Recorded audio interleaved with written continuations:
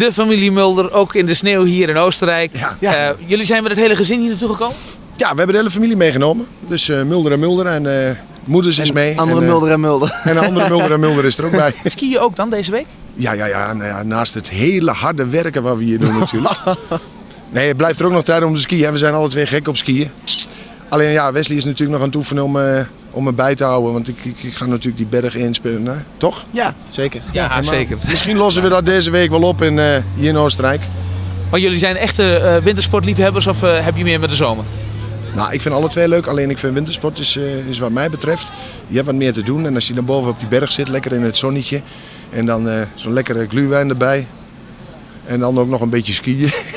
Dan is het hartstikke leuk. Ja. Waar zijn we mee bezig, Mulder? Nou, we zijn druk bezig met een nieuwe single. Die komt april uit. En dat wordt ook weer een heel gezellig liedje.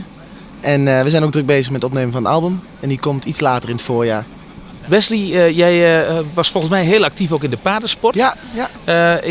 Zijn daar nog dingen in die je de laatste tijd hebt gedaan waarvan je zegt van nou dat wil ik ook nog eens even aan de luisteraars en de kijkers laten weten? Jazeker. Ik heb een nieuwe stal, een eigen stal. Ik werkte altijd voor een baas en daar ben ik mee gestopt. En ik doe het nou voor mezelf in Ente.